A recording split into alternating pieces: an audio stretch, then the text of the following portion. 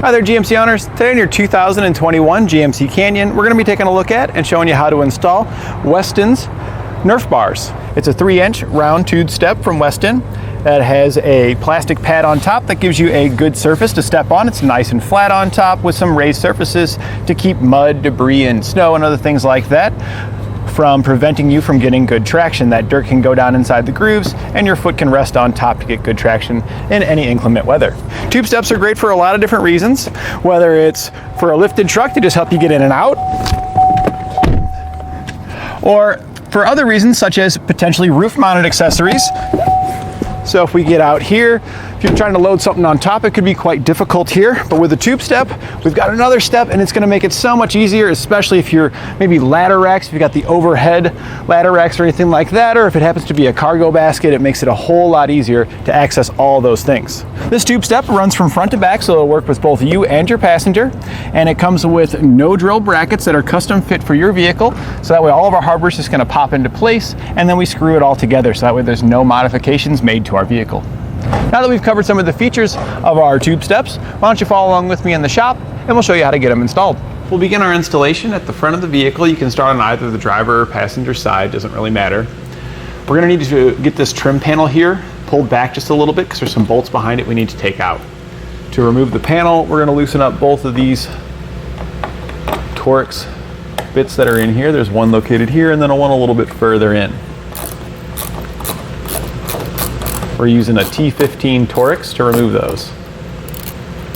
Once we get both of those bolts removed, you can then pull out on your panel here. And there is one pin there. So we want to try to be careful to get that popped out. There we go. And we don't need to take it all the way out. You really just need to get it so you can pull it back like this. And then the two bolts are going to be here, and we'll use a 10mm wrench to remove those. We can get our wrench in there. And there is going to be a lot of paint on it, so it is going to be difficult to get your wrench on it. But it is a 10mm in size. You'll have to just constantly keep pressure on it because of all that paint. It's gonna make your wrench want to slip off of there really easily. After we get the first one removed, then we can remove the second one. We can then take the small button head screws, place a flat washer on it. We can then just take these and thread them into the weld nuts where we removed our factory hardware. You will get an Allen wrench with them, so you can use that to tighten them down. And now once we get those snugged up, we can reinstall this panel. In most cases, you're gonna need a trim panel tool. You can get trim panel tools like this here at etrailer, because typically when you pull this back, the pin up in here doesn't end up staying. So you gotta take your trim panel tool and just pop that pin out of there. Just get behind it there. And then we can release it, and this will just slip right back in the little slot there, and then we can reinstall it. At this point now, we can put our pins back in and tighten those down. And we can also get our Torx screws reinstalled as well. We're now just on the inside of the frame, right where we were working. You can see the studs poking out here to on the left, and if we go just to the rear of those, you're gonna have a hole here.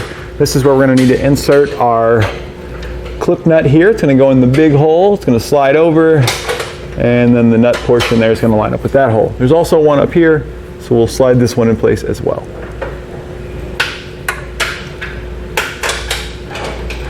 We can now take our front bracket. This is what it's going to look like here, and it is labeled so you can't really get it wrong. If you look right here, it says PF for passenger front.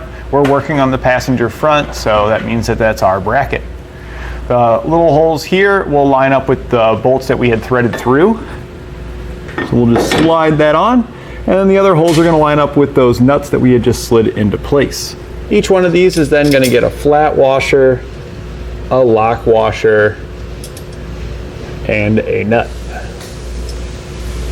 We can then take the smaller hex bolts that come in our kit. We're going to put a lock washer on it, followed by a flat washer. One's going to thread into the bottom hole here, into the nut that we put into place. And then another one is going to thread into the other nut in the side hole. Sometimes you got to kind of move the nut around a little bit to get it to line up because they're kind of a loose fit. And we want these to just be loose for now, so we can move it around to get our bracket in place. We're now going to install our rear bracket. So we're still on the passenger side, but we're here at the back. You may have rubber plugs in this location. If you do, just pull those out. We're going to take the fish wire that comes in our kit.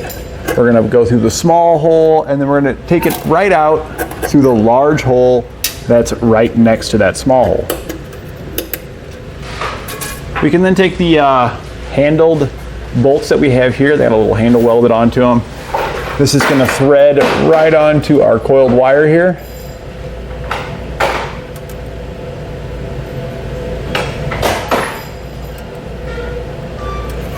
And then we can take it, we'll just push that into the frame and then use our coiled wire here to pull it back through. Once we get it pulled back through, we can unthread our coiled wire from it. It can be pretty stiff sometimes, so you may just have to give it a yank. And then for the vertical ones here, we're going to put the plastic nuts on them that come included. These are just going to keep our hardware from falling down into the frame. And it'll be fine if they get smashed in between the bracket and the frame since it's so thin. It's really there just to help you out and make the installation easier. We'll then feed in our other bolt in the bottom hole, but this time we're not going to use one of those. We're actually going to leave our coiled wire on it. So we're going to take that through, thread it onto this one. I want to make sure I get a couple of the good threads on it there. And then now we're just going to push that up right into there, and it can hang down, it's okay. Now we can take our bracket, and again it's labeled passenger rear PR there. This one's going to have to push into the frame a little bit, and then we'll take the coiled wire and we're going to drop it down through the vertical hole here, or I guess it's more of a horizontal plane, but we want to go straight down vertically. This is going to line up just like this, so you'll push that up in there, slide the bracket over the top bolt, and then we can pull our bolt right back down through it like that. And then we can put our hardware on and secure these. They're going to get a flat washer, lock washer, and a nut each. The only difference is our top bolt there, we're going to use the larger flat washer. And on our bottom bolt here, due to it being so close to that inner lip, the larger flat washer will kind of put some pressure on it, so you're going to use the smaller one.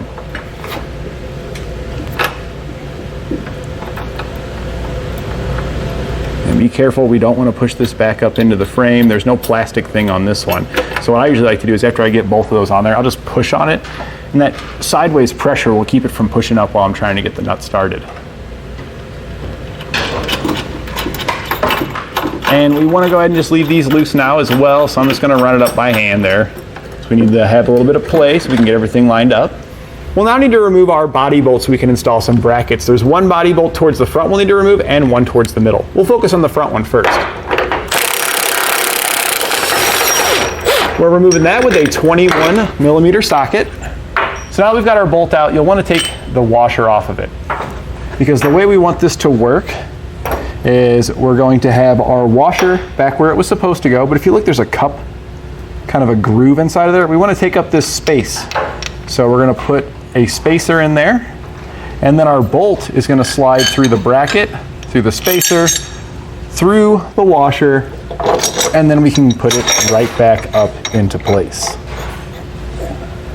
We've now moved to our middle bolt.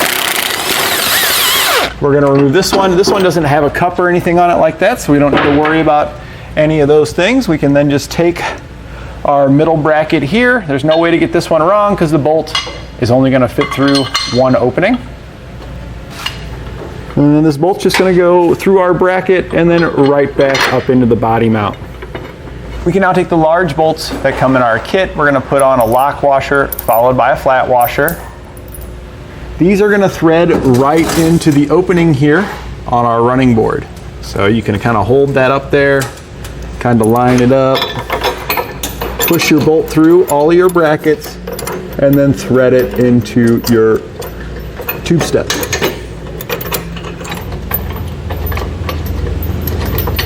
And there we go. Now that we've got this one caught, we'll take the same hardware and we're going to go towards the rear. We'll then just hold up the other end of our tube step and use the same type of hardware to thread it here into the back. And now we can take our button head bolt. This is the larger one that comes in the kit. We're gonna put a lock washer and a flat washer on this. This is gonna go through the hole in our center bracket, and it's gonna thread right into our tube step. Now that we've got all of our hardware loosely installed, we can go back and start tightening it down. I like to tighten down the brackets to the vehicle first, and then we'll move to tightening it to the running board.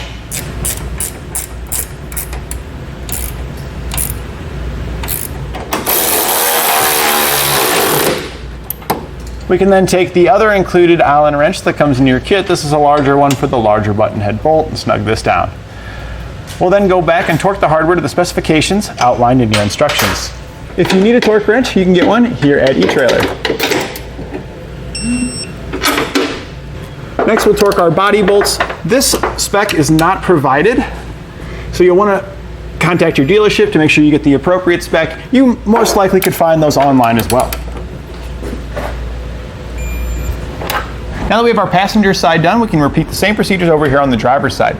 You do want to keep in mind that the tube step here is side specific. The packaging that it comes on here, that's kind of like a wrapper, will have a sticker on it that'll tell you whether it's the passenger or driver's side. And that completes our installation of Westin's Nerf Bars on our 2021 GMC Canyon.